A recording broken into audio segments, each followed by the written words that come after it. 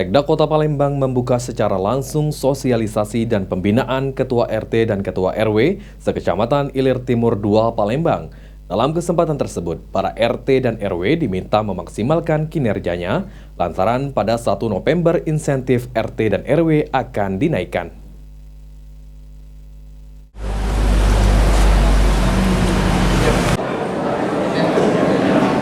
Pemerintah Kota Palembang, dalam hal ini Sekda Kota Palembang, membuka secara langsung sosialisasi dan pembinaan Ketua RT dan RW sekecamatan Ilir Timur 2 Palembang.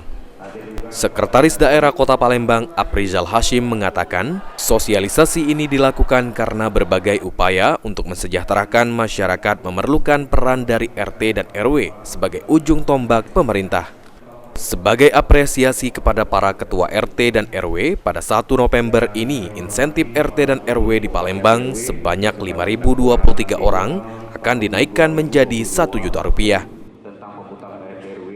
Artinya pemerintah kota ini tidak akan mampu untuk melaksanakan semua cita-cita kita semua untuk mensejahterakan masyarakat tanpa bantuan dari RT RW, dan mereka ada ujung tombak pemerintah kota, mitra pemerintah, yang untuk sekali lagi apa yang menjadi kegiatan kita, menjadi atensi kita, keinginan kita untuk membantu masyarakat, untuk mensejahterakan masyarakat itu tergantung dari data yang berat dari RT RW.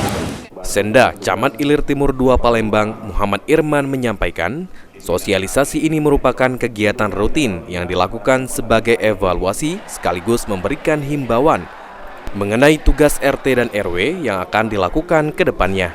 Diharapkan kegiatan sosialisasi ini bisa menjadi motivasi bagi para RT dan RW dalam melaksanakan tugas, terlebih pada 1 November mendatang insentif RT dan RW akan dinaikkan menjadi Rp1.000.000. Itu berlaku di 1 November mulai nanti untuk kenaikan insentif, dan tentunya ada indikator kinerja sesuai dengan ketentuan peraturan perundang-undangan yang akan disusun. Dan harapan saya ini juga menjadi motivasi buat RT RW untuk meningkatkan performa kinerja mereka ya, dalam membantu tugas-tugas lurah, membantu pemerintah Kota Palembang dalam urusan-urusan tadi. Anugerah Sandi Pratama,